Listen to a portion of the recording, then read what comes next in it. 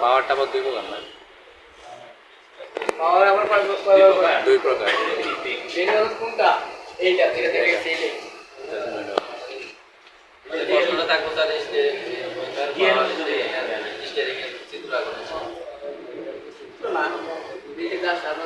এত বড় প্রশ্ন আসবে। এটা হচ্ছে ম্যানুয়াল স্টিয়ারিং। ম্যানুয়াল কিন্তু প্রত্যেকটাই ম্যানুয়ালটা সহজ করার জন্য হাইড্রোলিক ব্যবহার করা হয়েছে, ইলেকট্রিক ব্যবহার করা হয়েছে। এটা হচ্ছে ম্যানুয়াল। ম্যানুয়ালে কি থাকবে? এটা কি? এইটা কিন্তু বলবো, আপনাদের আগে বলছি, লিখে আনার কোনো সময় নেই। এটা কি বলে? Steering wheel. ঠিক আছে। তারপর এটা কি বলছিলাম? এটাকে কলাম ডট নাকি? আর এটাকে বলছিলাম এই যে এটাকে বলে প্রিমিয়াম গিয়ার।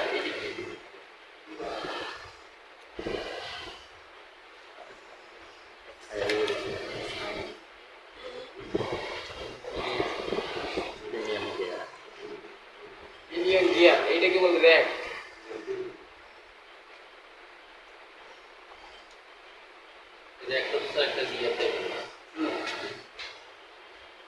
ওই দুটোই মনে করেন গিয়ার, আর ব্যাস এত কিছু জানতে হবে না, নাম মন বুঝতে রাখবেন। এটা গিয়ার। গিয়ারের সিস্টেমে এটা যখন একদিকে ঘুরায় তখন কি করে? এই যে গিয়ারটা যখন ঘুরে, এই যে কলমটা যখন ঘুরে কি করে? গিয়ারটা একে অ্যাক্সেলটা দিয়ে আছে, অ্যাক্সেল নাই, টাই রডটা আছে, টাই রডটাকে একদিকে ঠেলা দেয়। তখন একদিকে ঠেলাতে তখন কি করে? একদিকে যায় না চাকাটা কি হয়? একদিকে এরকম বাঁকা হয় না? এইদিকে যদি নিচ থেকে যদি একটু টান মারে, এটা কিন্তু ইয়েটা আছে, এটা কিন্তু ডাইরেক্ট কিন্তু চাকার মাঝখানে নাই, নিচের দিকে থাকবে, বা নিচের দিকে বা উপরের দিকে, মানে সাইডে থাকবে। এরকম টাকাটাকে ঘোরায় যেটা, এটা হচ্ছে আলাদা, লাইন। এটাকে বলে কি বলে? এটাকে হাফ সাব অ্যাক্সেল বলে বা অ্যাক্সেল বলে। এই অ্যাক্সেলের মাধ্যমে চাকাটা ঘুরে যেত। বলুন না, এটা দেখাইছি স্টিয়ারিং সিস্টেম। স্টিয়ারিংটা কি করে? চাকাটাকে মুভমেন্ট করে, মানে এদিকে ঘোরে, মানে গাড়িটাকে ঘোরায়। এটা কিছু বলছিলাম র্যাক, আর এটা কি? গিয়ার। Minion gear. এই গিয়ারটা কি করে? যখন এই যে কলমটা যখন এটা কি বলে? স্টিয়ারিং দিকে থাকে।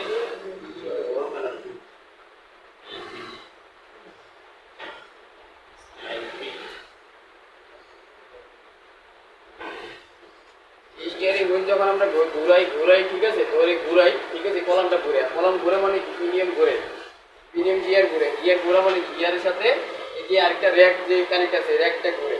তখন র্যাকটা ঘুরে, তারপরে কি করে? এই যে র্যাকটা ডানে বামে গেলে কি হবে? যখন ডানে যাবে কি হবে? এদিকে ডানের চাকাটা কি ঘোরাবে? তাহলে কি ডানের চাকাটা যখন ঘুরবে তখন কি হবে? বাম দিকে ঘুরবে। এরকম করে একটা ঘোরায়। এগুলোকে বলে কি?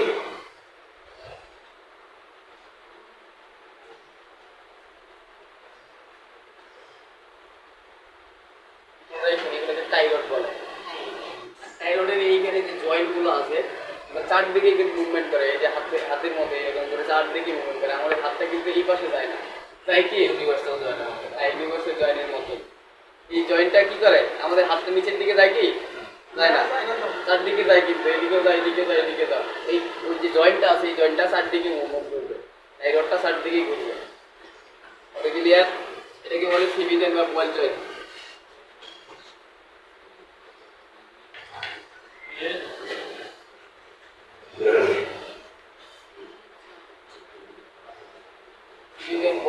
বল জয়েন্ট দিয়েই গঠিত। আর উপরে যে কাভারটা থাকে, ওই কাভার যে থাকে, কাভারটার নাম হচ্ছে এই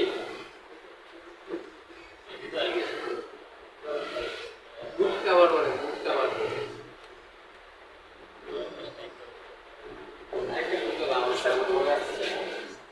এটা কিন্তু এই পাশে ওইরকম আছে, কিন্তু যারা নিচে আমার সাথে ভিতরে নিচে গেছিলেন, গাড়ি নিচে, এগুলো দেখছেন কিনা বলেন? আনসার তো দেই এই সিস্টেম ঠিক আছে মানে ম্যানুয়াল স্টিয়ারিং সিস্টেম ম্যানুয়াল গেল তারপরে কি পাওয়ার পাওয়ারে কিন্তু আবার দুই ভাগে বিভক্ত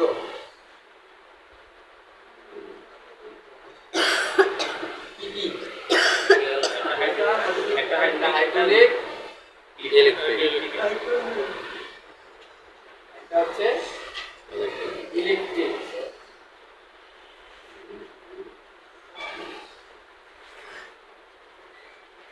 এই যে ম্যানুয়ালটা আছে একসাথে কাজ করো না হাইড্রোলিক হাইড্রোলিক আলাদা ম্যানুয়াল আলাদা হাইড্রোলিক আলাদা ইলেকট্রিক আলাদা ইলেকট্রিক হচ্ছে মোটরের মতো করে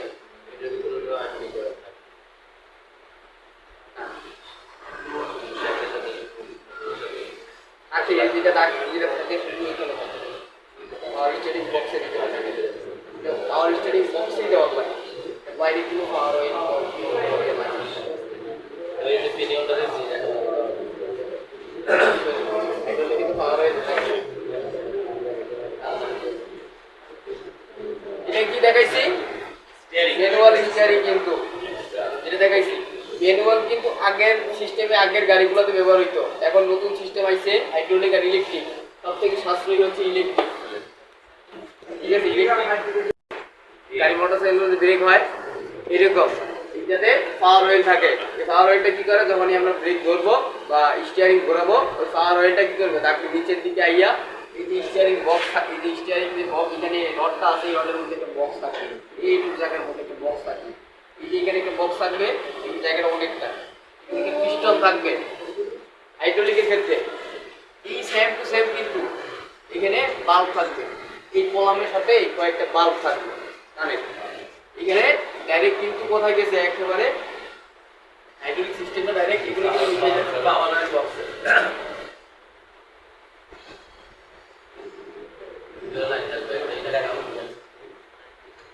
এই যে পাওয়ার অয়েল দেখছেন পাওয়ার অয়েলে যাবে সাথে এখানে একটা কি হাইড্রোলিক কি থাকবে পাম্প থাকবে কোনটা কার সাহায্যে ঘুরবে মোটরের সাহায্যে না এটা বেল্টের সাহায্যে ঘুরবে বেল্টটা ইঞ্জিনের সাথে কানেক্ট থাকবে ক্র্যাঙ্কশ্যাফটে ঘুরে ক্র্যাঙ্কশ্যাফটের সাথে বেল্টের সাহায্যে এই পাম্পটা কানেক্ট থাকবে এটাকে হাইড্রোলিক পাম্প বলে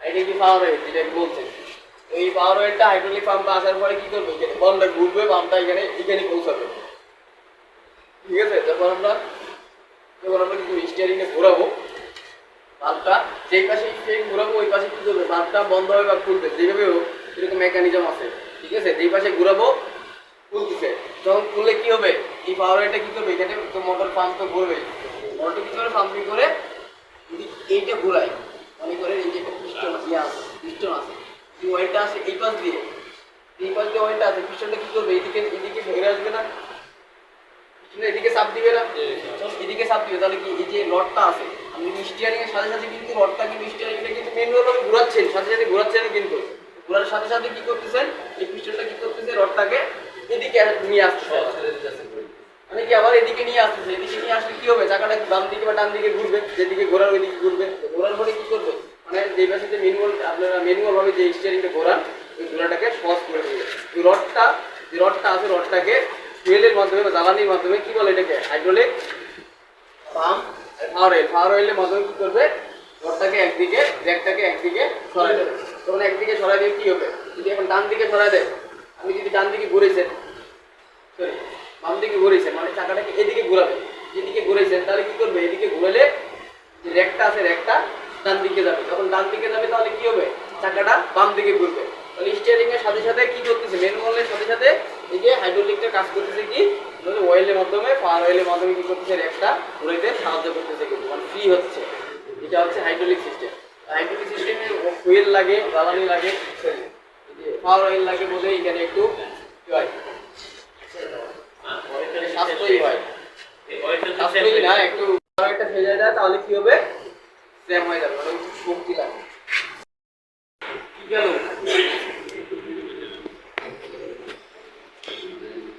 হাইড্রোলিক গেছে এরপরে কি আসবে ইলেকট্রিক সিস্টেমটা কেমন থাকবে, মোটরটা ডাইরেক্ট কিন্তু ব্যাটারির সাথে কানেক্ট থাকবে, মোটরটা ডাইরেক্ট ব্যাটারির সাথে কানেক্ট থাকবে। এটা সিস্টেম আমি তো ভুলে যাই। মোটরটা কার মাধ্যমে কানেক্ট থাকবে? ব্যাটারির মাধ্যমে কানেক্ট থাকবে। এখানে একটু চার্জ কে দেয়? ডায়নামো। ডায়নামো চার্জ দেয় না? ডায়নামো চার্জ দেয়, সাথে সাথে কি করে? এই যে মোটরটা ঘোরে। মোটরটা কি করে? এখানে সেন্সর সিস্টেম আছে কিন্তু। এই যে মোটরটা আছে এখানে, কতগুলো এর সাথেও আছে, কতগুলো র্যাকের সাথেও আছে, ঠিক আছে? এখানেও থাকতে পারে, এখানেও থাকতে পারে, এটা প্রবলেম ম্যাটার, ঠিক আছে? আপনারা কি করবেন? এই যে মোটরটা আছে, মোটরটা কি করবে? গিয়ার সিস্টেম করা আছে কলামের সাথে বা র্যাকের সাথে। মোটরটা কিন্তু সেন্সরের মাধ্যমে ঘুরে, সরি, মোটরটা কিন্তু ব্যাটারির মাধ্যমে ঘুরে। ব্যাটারিতে চার্জ দিয়ে মোটরটা কিন্তু ঘুরে। মোটর কিন্তু ঘুরতে থাকে, ঠিক আছে? বন্ধ থাকে না।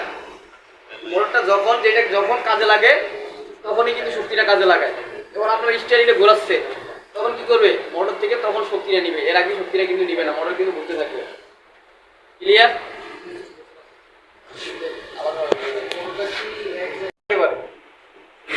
সাহায্য করে, এটাকে বলে electric system, electric steering system. যেখানে পাওয়ার রেল থাকবে না, যেখানে পাওয়ার রেল থাকবে না, এই পাওয়ার রেল থাকবে না বলে কি হবে? কিন্তু হবে যে পাওয়ার রেল থাকবে না, এই যে স্টিয়ারিং বক্স থাকবে, স্টিয়ারিং বক্স কিন্তু করবেন, স্টিয়ারিং বক্স থাকবে, স্টিয়ারিং বক্সে কিন্তু ওয়েল থাকবে। এটা একেবারেই পুরা হয়। কি আছে কথা হচ্ছে, এই যে মোটরটা ঘুরে কার মাধ্যমে? ব্যাটারির মাধ্যমে। ডায়নামো চার্জ দিয়ে ব্যাটারি থেকে চার্জ দিয়ে এই মোটরটা ঘুরে। এখন এই মোটরটা ঘুরে কি করে? এটা কিন্তু ঘুরতে থাকে, শক্তিটা কিন্তু এখানে থাকেই। যখন আমরা স্টিয়ারিংটা ঘুরাই তখন কি করে? ইসিউ সংকেত পাই কিন্তু, যে স্টিয়ারিং ঘুরাচ্ছে। তখনই কি করবে? এই যে স্টিয়ারিং, এই যে মোটরের যে শক্তিটা, এই শক্তিটা র্যাকে লাগাবে। র্যাকে মানে কি? কলামে লাগাবে। যখন কলামে লাগাবে, কলাম ঘুরতে আমাদের যদি এদিকে ঘুরে বাম দিকে ঘুরে সাহায্য করবে, মানে শক্তিটা অনেক কম করে দিবে। এটা কিন্তু খুব সাশ্রয়ী, খুব কম খরচে হয়, পাওয়া যায়। বর্তমান যে গাড়িগুলোতে সবগুলোতে ইলেকট্রিক সিস্টেম, এটা বক্স খুঁজে পাবেন না।